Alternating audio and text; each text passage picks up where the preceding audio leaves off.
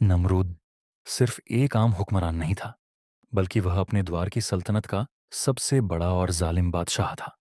नमरूद एक काफिर था और जिना ज्यादा करता था। जिना करना उसके लिए कोई खास बात नहीं थी। इस दुनिया में यह वह पहला शख्स था जिसने अपने सर पर ताज रखा और खुदाई का दावा करने लगा। उसने लोगों को अपनी पूजा करने का हुक्म दिया। जब यह लोग जुल्म और कुफ्र की इंतहा को पहुंचे तो अल्लाह ताला ने हजरत इब्राहिम अलैहिस्सलाम को मबूस किया, और हजरत इब्राहिम अलैहिस्सलाम ने ही नमरूद के तमाम बुतों को तोड़ा, जिसकी वजह से नमरूद ने हजरत इब्राहिम अलैहिस्सलाम को आग में डाला।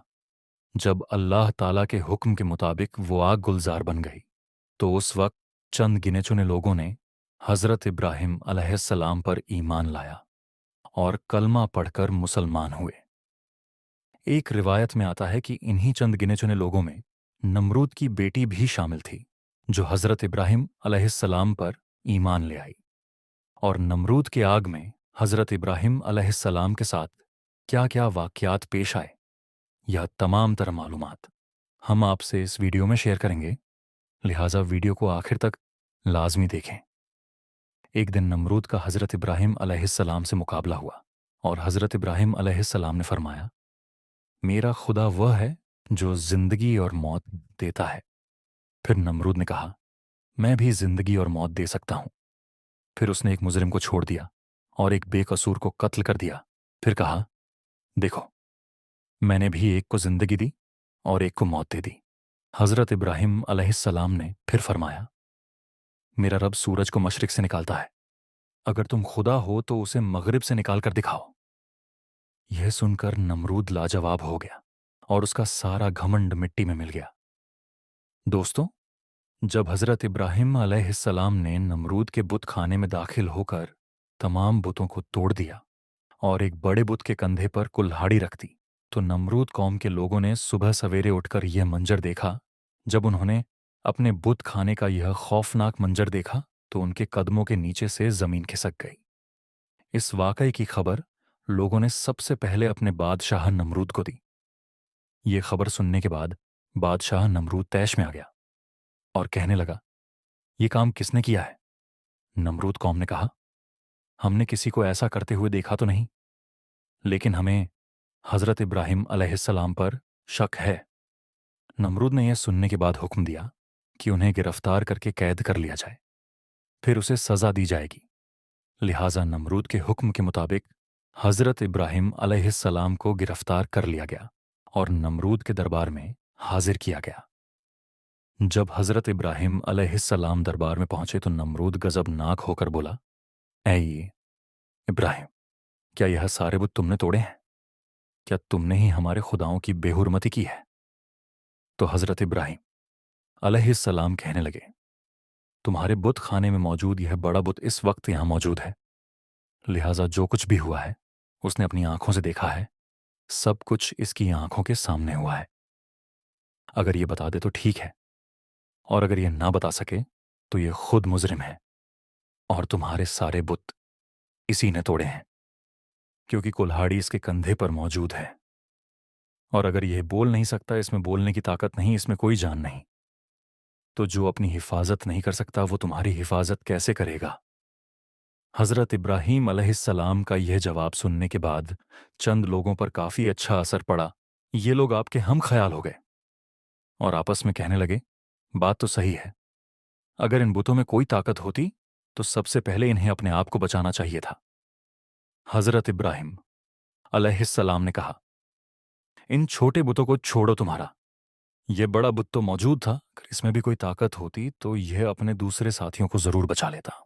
रिवायातों में आता है कि जब मुशरिकीन शर्मिंदा हुए तो उन्होंने गुस्से में आकर हजरत इब्राहिम अलैहिस्सलाम से कहा, जब तुम्हें मालूम है कि यह बुत कुछ नहीं बोल सकते तो फिर यह बोलने या ना बोलने का सवाल तुमने क्यों किया?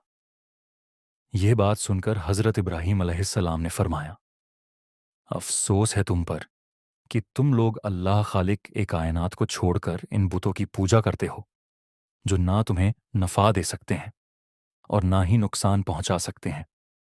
हजरत इब्राहिम अलैहिस्सलाम की गुफ्तगू सुनने के बाद बहुत सारे लोगों ने آپ کی باتوں کو تسلیم کیا اور کلمہ پڑھ کر مسلمان ہو گئے۔ حضرت ابراہیم علیہ السلام مسلسل لوگوں کو تبلیغ کرتے رہے اور لوگ آپ کے پختہ دلال اور آپ کی بہترین گفتگو کی وجہ سے تیزی سے مسلمان ہونے لگے۔ اس طرح مسلمانوں کی تعداد میں دن بدن اضافہ ہوتا گیا۔ جب نمرود کو حضرت ابراہیم علیہ السلام کی تبلیغ کا چرچا سنائی دینے لگا تو اس نے یہ خیال کیا کہ اگر اسی طرح مسلمانوں کی تعداد میں اضافہ ہوتا گیا تو میری سلطنت خطرے میں پڑ جائے گی۔ لہٰذا اس نے اپنے آپ کو بچانے کی خاطر حضرت ابراہیم علیہ السلام کو گرفتار کرنے کا حکم دیا۔ نمرود کے حکم کے مطابق حضرت ابراہیم علیہ السلام کو گرفتار کر کے قید خانہ میں ڈال دیا گیا۔ کہا جاتا ہے کہ نمرود نے حضرت ابراہیم علیہ السلام کو آگ سے جلتے ہوئے لوہے کے تندور میں بند کروا دیا۔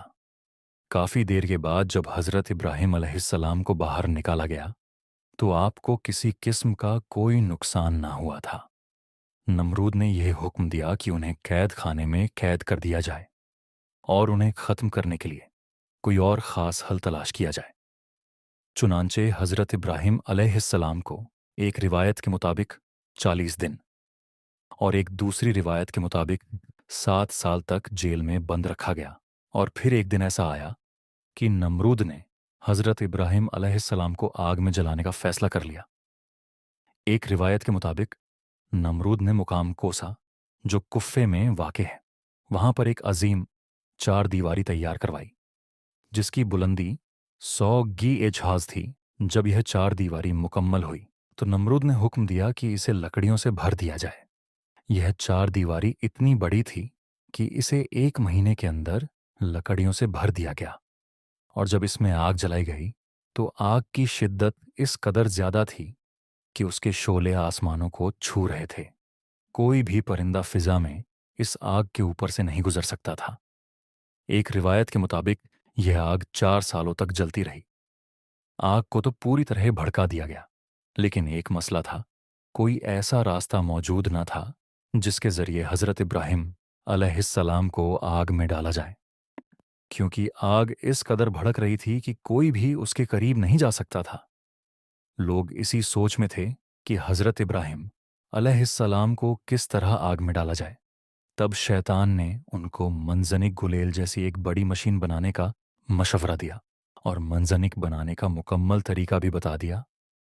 جب منجنیق پوری طرح تیار ہو گئی تو پہلے انہوں نے ایک بڑا پتھر رکھ کر اسے پھینکا تاکہ تجربہ کیا جا سکے کہ منجنیق صحیح کام کر رہی ہے یا نہیں، اور جب منجنیق کا تجربہ مکمل ہو گیا تب حضرت ابراہیم علیہ السلام کے ہاتھ پیر باندھ دیے گئے، ان کے گلے میں لوہے کی زنجیر ڈال دی گئی، اور فرمایا ہے کہ جب حضرت ابراہیم علیہ السلام کے ہاتھ پاؤں باندھ کر انہیں منجنیق میں رکھا گیا تو ان کے چاچا آزر جو حکومت نمرود کا وزیر تھا حضرت ابراہیم علیہ السلام کے پاس آیا۔ اس نے آپ کے چہرہ مبارک پر ایک زوردار تماچا مارا اور تماچا مارنے کے بعد کہنے لگا، اب بھی وقت ہے، اپنی ان حرکتوں سے باز آ جاؤ اور نمرود کی خدائی کو تسلیم کر لو۔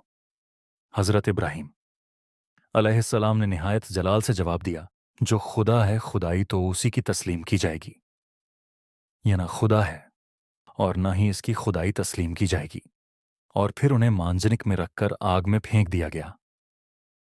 ایک روایت میں آتا ہے کہ اسی وقت جب حضرت ابراہیم علیہ السلام کو آگ میں پھینکا گیا تو آسمان کے تمام معزز فرشتے اللہ تعالیٰ کی بارگاہ میں حاضر ہوئے اور عرض کرنے لگے، اے ہمارے مالک، زمین پر ایک ابراہیم ہی تو ہے جو تیری وحدانیت کی تبلیغ کر رہے ہیں، اور آج انہیں آگ میں جھونک دیا جا رہا ہے۔ اے ہمارے مالک، تو ہمیں ان کو بچانے کے لیے حکم دے۔ لیکن خدا تعالیٰ کی طرف سے حکم آیا، جاؤ، اگر ابراہیم تمہاری مدد قبول کرے تو ان کی خوب مدد کرو۔ چنانچہ یہ فرشتے فوراً زمین پر اترے اور حضرت ابراہیم علیہ السلام کے پاس پہنچے تاکہ ان کی مدد کر سکیں، مگر حضرت ابراہیم علیہ السلام نے انکار کر دیا۔ اس کے بعد وہ فرشتے آئے جو ہوا اور آگ پر متعین تھے۔ سب سے پہلے ہوا پر متعین فرشتہ آگے بڑھا اور عرض کرنے لگا، اے ابراہیم، اگر آپ اجازت دیں تو میں ایک تیز آندھی کے ذریعے اس آگ کو بجھا سکتا ہوں۔ لیکن حضرت ابراہیم علیہ السلام نے جواب دیا، میں اس وقت امتحان میں ہوں، اس لیے مجھے تمہاری کوئی مدد نہیں چاہیے۔ پھر پانی پر متعین فرشتہ آیا اور نہایت عزیز سے عرض کرنے لگا، اگر آپ چاہیں تو میں بارش برسا کر اس آگ کو بجھا سکتا ہوں۔ لیکن حضرت ابراہیم علیہ السلام نے فرمایا، مجھے کوئی ضرورت نہیں۔ الغرض، جب حضرت ابراہیم علیہ السلام کو آگ میں پھینکا گیا اور آپ آگ کی طرف تیزی سے جا رہے تھے تو اچانک حضرت جبرائیل علیہ السلام حاضر ہوئے اور آپ کا استقبال کرتے ہوئے عرض کرنے لگے، اے ابراہیم، کیا آپ کو کسی چیز کی حاجت ہے؟ تو حضرت ابراہیم علیہ السلام نے فرمایا، بالکل حاجت ہے، مگر تم سے نہیں۔ حضرت جبرائیل علیہ السلام نے کہا، اچھا ٹھیک ہے، تو پھر آپ اپنے مالک کی طرف رجوع کر لیں اور سوال کریں۔ حضرت ابراہیم علیہ السلام نے مسکرا کر فرمایا، سوال کی کوئی ضرورت نہیں، اللہ تعالیٰ کی ذات کو ہمارا حال معلوم ہونا ہی کافی ہے۔ المختصر، حضرت ابراہیم علیہ السلام دہکتی ہوئی آگ میں جا کر گرے۔ اللہ تعالیٰ نے آگ کو حکم دیا، اے آگ، تو ابراہیم پر ٹھنڈی اور سلامتی والی ہو جا۔ چنانچہ یہ آگ اللہ کے حکم سے ٹھنڈی اور سلامتی والی ہو گئی اور گلزار بن گئی۔ روایت کے مطابق فرشتوں نے حضرت ابراہیم علیہ السلام کو زمین پر بٹھایا اور ان کے آس پاس گلاب اور نرگس کے پھول کھل گئے۔ ایک روایت میں یہ بھی آتا ہے کہ حضرت ابراہیم علیہ السلام جو ہی آگ میں پہنچے تو حضرت جبرائیل علیہ السلام نے ایک تخت بچھا کر انہیں اس تخت پر بٹھا دیا۔ ان کے تخت پر بیٹھتے ہی ایک چشمہ جاری ہو گیا۔ ایک اور روایت میں یہ بھی آتا ہے کہ لکڑیوں کے جو حصے جلنے سے رہ گئے تھے، حضرت جبرائیل علیہ السلام نے انہیں زمین میں مسک کر دیا اور ان سے پھلوں کے خوبصورت پودے ہو گئے جن پر خوبصورت پھل لگے ہوئے تھے۔ حضرت ابراہیم علیہ السلام آگ کے اندر پھولوں پر بیٹھ کر اللہ تعالیٰ کو یاد کر رہے تھے کہ اسی دوران جب نمرود نے آپ کی حالت دیکھنے کے لیے ایک بڑے مینار پر چڑھ کر دیکھا تو حیران اور پریشان ہو گیا۔ نمرود دیکھتا ہے کہ حضرت ابراہیم علیہ السلام آگ کے اندر تخت پر بیٹھے ہیں۔ نمرود نے یہ سوچ رکھا تھا کہ حضرت ابراہیم علیہ السلام اس آگ میں جل کر تباہ ہو گئے ہوں گے، لہٰذا نمرود کا یہ خیال ہی رہا اور ایسا کچھ بھی نہ ہوا۔ چنانچہ یہ سب کچھ دیکھ کر نمرود کو یہ خطرہ محسوس ہوا کہ اگر ابراہیم علیہ السلام اس آگ سے بھی زندہ باہر نکل آئے تو میری خدائی کے لیے اور بھی بڑا خطرہ ثابت ہوگا۔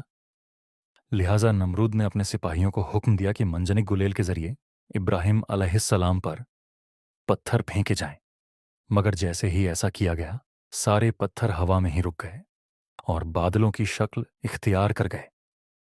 پھر اللہ کے حکم سے وہ پتھر اس آگ پر برسنے لگے۔ اس طرح اس حصے کے علاوہ جو گلزار بنا ہوا تھا باقی ساری آگ بجھ گئی۔ علامہ مجلسی تحریر فرماتے ہیں کہ دنیا میں بنائی گئی پہلی منجنک وہ تھی جس میں حضرت ابراہیم علیہ السلام کو رکھ کر آگ میں پھینکا گیا تھا۔ یہ منجنک مقام خوسا جو کوفہ میں واقع ہے اس کے گاؤں کنسارا میں شیطان کے ہاتھوں بنی تھی، لیکن اللہ کا عذاب ابھی باقی تھا۔ نمرود جو اپنی طاقت پر فخر کرتا تھا اس پر اللہ نے ایک ایسی مخلوق مسلط کر دی جو انسان کی نظر میں بالکل بے قیمت تھی، ایک چھوٹا سا مچھر۔ یہ مچھر نمرود کی ناک یا کان کے راستے اس کے دماغ تک پہنچ گیا۔ اس کا کاسر اتنی شدت سے دکھنے لگا کہ وہ ہر وقت چیختا رہتا۔